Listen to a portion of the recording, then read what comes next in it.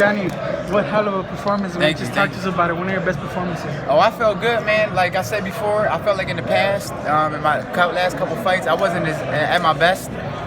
Even the Rios fight, you know, the Porter fight, I felt like I felt like I got too comfortable in my career.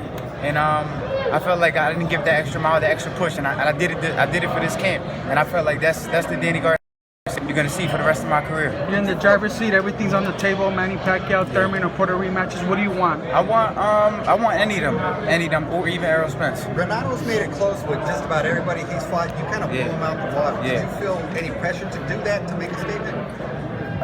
Like I said before, I felt like in order for you to make a statement tonight, I had to stop him, and that was the game plan. The game plan was to break him down. I got too many tools. I'm a talented fighter. I can't let a fighter like that hang with me for so many rounds.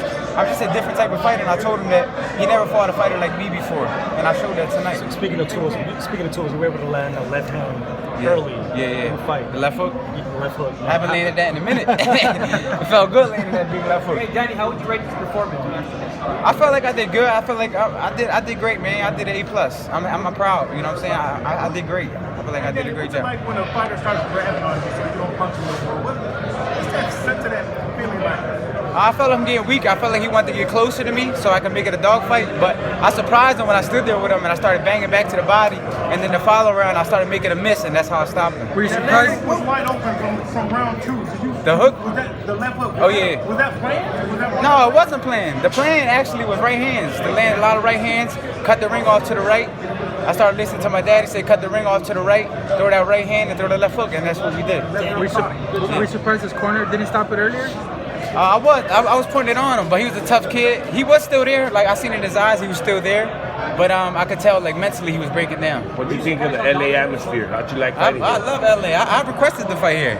So I wanted to come back to LA and give my fans a great fight, and that's what I did. Danny, there was a real difference in power in the fight. Yeah. What round did you think you were going to put him away? Honestly, in the beginning, I was just warming up a little bit. I didn't feel like me being stronger than him. I just felt like my timing was better than him. Then when I landed a couple big shots, I heard him, and then that's when I knew I was the stronger guy. There's a lot of options out there for you, man. Yeah. What are you looking at? Like I said before, I want Manny Pacquiao said he wants to fight me. I'm hoping to fight him. Keith Thurman, Sean Porter, or Errol Spence, any of the top names. I definitely want to bench my losses with Porter and Thurman. Would you push a win like that? You're thinking twice about it? I don't know. I hope not. Shit.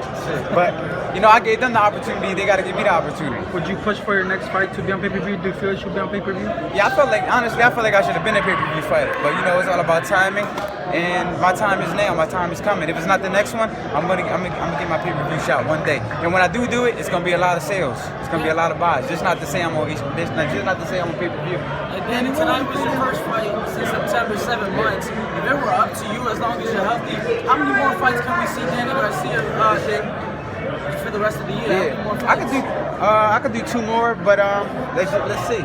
I'll probably do 1 more. You feel fine after the fight? I mean, you see just that minor bruise on your forehead, but yeah, I feel good. I didn't even know I had a bruise on my forehead, but thanks for telling me. But yeah, I feel good, man. I'm ready to go. I'm ready to fight whoever. What were you thinking after that first knockout?